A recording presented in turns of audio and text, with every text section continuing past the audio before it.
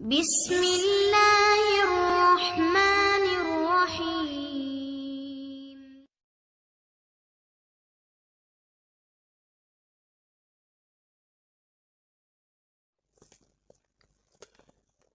مسلمانوں نے شہر کے دفاع اور آبادی کے تحفظ کے جو انتظامات کر رکھے ہیں وہ اس طرح ہیں۔ یہودی نے کہا، یہ تو تم کو معلوم ہے کہ مدینہ چھوٹے چھوٹے قلعوں اور ایک دوسری کے ساتھ ملی ہوئی بستیوں کا شہر ہے۔ مسلمانوں نے شہر کی عورتوں، بچوں اور ضعیفوں کو پیچھے کی طرف والے قلعوں میں بھیج دیا ہے۔ خندق پر نظر رکھنے کے لیے مسلمانوں نے گشتی پہرے دار کا جو انتظام کیا ہے، اس میں 200-250 افراد شامل ہیں۔ یہ افراد تلواروں کے علاوہ پھینکنے والی برچھیوں اور تیر کمانوں سے مسلح ہیں۔ انہوں نے علاقے تسلیم کر رکھے ہیں جن میں وہ سارا دن اور پوری رات گشت کرتے ہیں۔ جہاں کہیں سے بھی تم خندق عبور کرنے کی کوشش کرو گے، وہاں مسلمانوں کی خاصی تعداد پہنچ جائے گی اور اس قدر زیادہ تیر برچھیاں برسائے گی کہ تم لوگ پیچھے کو بھاگ آنے کے سوا کچھ نہیں کر سکو گے۔ یہ بھی ہو سکتا ہے کہ راتوں کو مسلمانوں کے جیش خندق سے باہر آ کر تم پر شب خون مار کر واپس چلے جائیں۔ عبداللہ بن ابی کیا کر رہا ہے؟ ابو سفیان نے پوچھا۔ اے قریش کے سردار، یہودی جاسوس نے کہا، اتنی عمر گزار کر بھی تم انسانوں کو سمجھنے کے قابل نہیں ہو سکے۔ عبداللہ بن ابی منافق ہے، مسلمان اسے جماعت منافقین کا سردار کہتے ہیں اور ہم اسے یہودیت کا غدار سمجھتے ہیں۔ اس نے مسلمان ہو کر ہم سے غداری کی تھی۔ مسلمانوں میں جا کر اس نے تمہارے حق میں انہیں دھوکے دیے۔ اگر احد کی جنگ میں تم جیت جاتے تو وہ تمہارے ساتھ ہوتا، مگر مسلمانوں کا پلڑا بھاری دیکھ کر اس نے بھی تم سے بھی یہودیوں کی طرح نظریں پھیر لی۔ تمہیں ایسے آدمی پر بھروسہ نہیں کرنا چاہیے جو کسی مذہب کا پیروکار اور وفادار نہ ہو۔ اور حبیب بن اخطب کہاں ہے؟ ابو سفیان نے پوچھا۔ وہ کچھ نہ کچھ کر رہا ہوگا، یہودی جاسوس نے جواب دیا۔ مدینہ میں بھی میرے ساتھی موجود ہیں، وہ مسلمانوں کو جس قدر نقصان پہنچا سکے پہنچائیں گے۔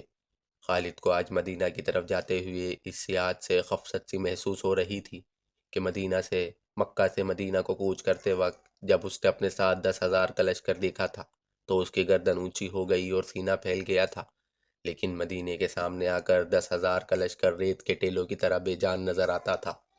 اسے محاصرے کا منظر یاد آنے لگا۔ لشکر کا جو حصہ اس کی زیر کمان تھا اس نے بڑے اچھے طریقے سے اسے محاصرے کی ترتیب میں کر دیا تھا۔ یہ محاصرہ 22 روز تک رہا۔ پہلے 10 دنوں میں ہی شہر کے اندر مسلمان خوراک کی کمی محسوس کرنے لگے، لیکن اس سے قریش کو کوئی فائدہ نہیں پہنچ سکتا تھا کیونکہ وہ اپنے ساتھ خوراک اور رسد بہت کم لائے تھے۔ ان کے وہم و گمان میں بھی نہیں تھا کہ انہیں مسلمان اپنے محاصرے میں لمبے عرصے کے لیے بٹھا لیں گے۔ خوراک کی جتنی کمی شہر والے محسوس کر رہے تھے، اس سے کچھ زیادہ کمی قریش کے لشکر میں اپنا اثر دکھانے لگی تھی۔ سپاہیوں میں بہجا طور پر بے چینی نظر آنے لگی۔ مورخ ابن حشام نے لکھا ہے کہ اس کیفیت میں شہر میں خوراک کا کوئی ذخیرہ نہ تھا اور لوگوں کو روزانہ نصف خوراک دی جا رہی تھی۔ منافقین اور یہودی تخریب کار پردہ در پردہ حرکت میں آ گئے۔ کوئی بھی نہ جان سکا کہ یہ آواز کہاں سے اٹھی ہے، لیکن یہ آواز سارے شہر میں پھیل گئی۔ محمد صلی اللہ علیہ وسلم ہمیں کیسی بری موت مروانے کا بندوبست کر رہا ہے۔ ایک طرف وہ کہتا ہے کہ بہت جلد قیصر و کسریٰ کے خزانے ہمارے قدموں میں پڑے ہوں گے، دوسری طرف ہم نے اس کی نبوت کا یہ اثر بھی نہ دیکھا کہ آسمان سے ہمارے لیے خوراک اترے۔ لوگوں نے اسلام تو قبول کر لیا تھا، لیکن وہ گوشت پوشت کے انسان ہی تھے۔ وہ پیٹ کی آوازوں سے متاثر ہونے لگے۔ آخر ایک آواز نے انہیں پیٹ کے بھوت سے آزادی دلا دی۔ کیا تم خدا سے یہ کہو گے کہ ہم نے اپنے پیٹ کو خدا سے زیادہ مقدس جانا تھا؟ یہ آواز ایک کڑک کی طرح تھی جو مدینے کے گلی کوچوں میں سنائی دینے لگی۔ آج خدا کو وہ لوگ عزیز ہوں گے جو اس کے رسول صلی اللہ علیہ وسلم کے ساتھ بھوکے اور پیاسے جانے دیں گے۔ خدا کی قسم، اس سے بڑی بزدلی اور بغیرتی مدینے والوں کے لیے اور کیا ہوگی کہ ہم اہل مکہ کے قدموں میں جا گریں اور کہیں کہ ہم تمہارے غلام ہیں، ہمیں کچھ کھانے کو دو۔ رسول اکرم صلی اللہ علیہ وسلم شہر کے دفاع میں اس قدر سرگرم تھے کہ آپ صلی اللہ علیہ وسلم کے لیے دن اور رات ایک ہو گئے۔ آپ صلی اللہ علیہ وسلم کے اللہ کے محبوب نبی تھے۔ آپ صلی اللہ علیہ وسلم چاہتے تو معجزے بھی رونما ہو سکتے تھے، لیکن آپ صلی اللہ علیہ وسلم کو احساس تھا کہ ہر آدمی پیغمبر اور رسول نہیں، کوئی انسان آپ صلی اللہ علیہ وسلم کے بعد نبوت اور رسالت کا درجہ حاصل نہ کر سکے گا۔ اس لیے آپ صلی اللہ علیہ وسلم ان انسانوں کے لیے یہ مثال قائم کر رہے تھے کہ انسان اپنی لازوال جسمانی اور نفسیاتی قوتوں کا جو خداوند تعالیٰ نے اسے عطا کی ہیں استقلال اور ثابت قدمی سے استعمال کرے تو وہ معجزے کارنامے انجام دے سکتا ہے۔ محاصرے کے دوران آپ صلی اللہ علیہ وسلم کی سرگرمیاں اور آپ صلی اللہ علیہ وسلم کی حالت ایک سالار کے علاوہ ایک سپاہی کی بھی تھی۔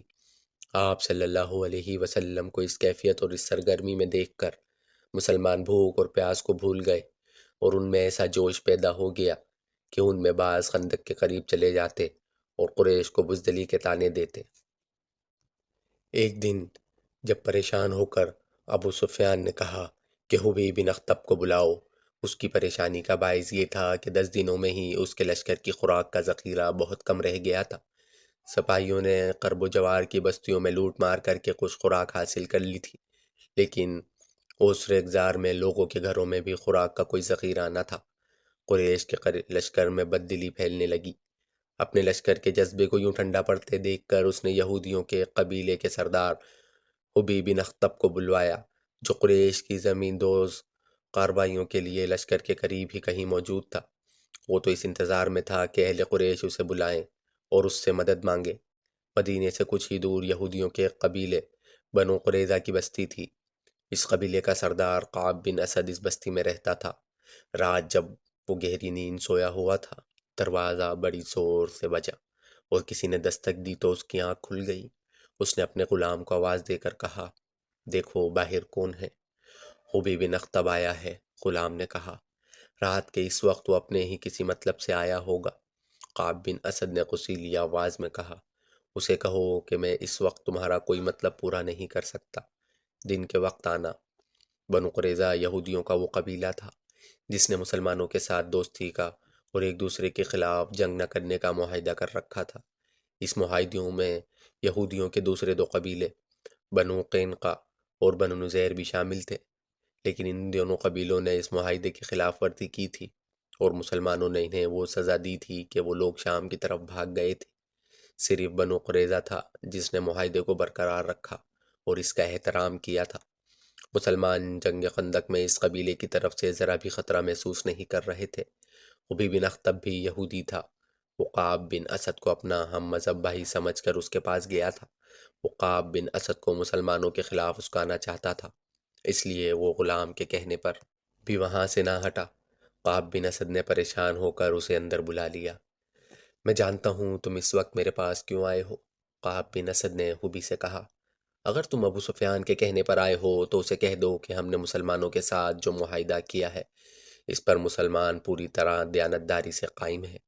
وہ ہمیں اپنا حلیف سمجھتے ہیں اور انہوں نے ہمیں پورے حقوق دے رکھے ہیں۔ کعب بن اسد، ہوش میں آ، حبی بن اخطب نے کہا۔ بنو قینقاع اور بنو نذیر کا انجام دیکھ لے، مسلمانوں کی شکست مجھے صاف نظر آ رہی ہے۔ خدائے یہودا کی قسم، 10,000 کا لشکر مسلمانوں کو کچل ڈالے گا، پھر یہ مسلمان تم پر ٹوٹ پڑیں گے کہ یہودیوں نے انہیں شکست دلائی ہے۔ تم چاہتے کیا ہو حبی؟ کعب بن اسد نے پوچھا۔ قریش کے لشکر کا ایک حصہ پہاڑیوں کے پیچھے سے تمہارے پاس پہنچ جائے گا، حبی نے کہا۔ تمہاری موجودگی میں یہ سپاہی مسلمانوں پر عقب سے حملہ نہیں کر سکتے۔ تم اپنے قبیلے سمیت قریش سے مل جاؤ اور مسلمانوں پر اس طرح حملہ کرو کہ تمہیں جم کر نہ لڑنا پڑے، بلکہ ضرب لگا کر پیچھے ہٹاؤ۔ اس سے قریش کو یہ فائدہ ہوگا کہ مسلمانوں کی توجہ خندق سے ہٹ جائے گی اور قریش کا لشکر خندق کو عبور کر لے گا۔ اگر میں تمہاری بات مان لوں اور ہمارا حملہ وہ کام نہ کر سکے جو تم چاہتے ہو تو تم جانتے ہو مسلمان ہمارے ساتھ کیا سلوک کریں گے۔ کعب بن اسد نے کہا، تم مسلمانوں کے قہر و غضب سے واقف ہو، کیا بنو قینقاع اور بنو نذیر کا کوئی ایک بھی یہودی تمہیں یہاں نظر آتا ہے؟ ابو سفیان نے سب کچھ سوچ کر تمہیں معاہدے کی دعوت دی ہے، حبیب بن اخطب نے کہا۔ اگر مسلمانوں کا قہر و غضب تم پر گرنے لگا تو قریش کے لشکر کا ایک حصہ تمہارے قبیلے کی حفاظت کے لیے شیخین اور لاوا کی پہاڑیوں میں موجود رہے گا۔ وہ شب خون مارنے والے تجربہ کار سپاہیوں کا لشکر ہوگا جو مسلمانوں کو تمہاری طرف آنے، آنکھ اٹھا کر بھی دیکھنے کی مہلت نہیں دیں گے۔ تم مجھے اتنے بڑے خطرے میں ڈال رہے ہو جو میرے پورے قبیلے کو تباہ کر دے گا۔ کعب بن اسد نے کہا، تمہارا قبیلہ تباہ ہو یا اہل قریش اتنی قیمت دیں گے جو تم نے کبھی سوچی بھی نہ ہوگی۔ حبی نے کہا، یا اپنے تعاون کی قیمت خود بتا دو، جو کہو گے، جس شکل میں کہو گے، مانگو گے تمہیں وہ قیمت اسی وقت مل جائے گی اور تمہارے قبیلے کو پورا تحفظ ملے گا۔ مسلمان اگلے چند دنوں میں نیست و نابود ہو جائیں گے، تم اس کا ساتھ دو جو زندہ رہے گا اور جس کے ہاتھ میں طاقت ہوگی۔ کعب بن اسد آخر یہودی تھا، اس نے زور و جواہرات کے لالچ میں آ کر حبی بن اخطب کی بات مان لی۔ قریش کا کوئی سپاہی ہماری بستی کے قریب نہ آئے۔ کعب بن اسد نے کہا، مسلمانوں پر میرا قبیلہ شب خون مارتا رہے گا۔ یہ کام رات کی تاریکی میں کیا جائے گا تاکہ مسلمانوں کو پتہ ہی نہ چل سکے کہ شب خون مارنے والے بنو قریظہ کے آدمی ہیں۔ اور حبی کعب نے ہونٹوں پر ہلکی سی مسکراہٹ لاتے ہوئے کہا، تم دیکھ رہے ہو کہ میں یہاں اکیلا پڑا ہوں، میری راتیں تنہائی میں گزر رہی ہیں۔ آج کی رات تنہا گزارو، حبی نے کہا، کل تم تنہا نہیں ہوگے۔ مجھے 10 دنوں کی مہلت ملنی چاہیے، کعب نے کہا، مجھے اپنے قبیلے کو تیار کرنا ہے۔ قریش اور بنو قریظہ کے درمیان معاہدہ ہو گیا۔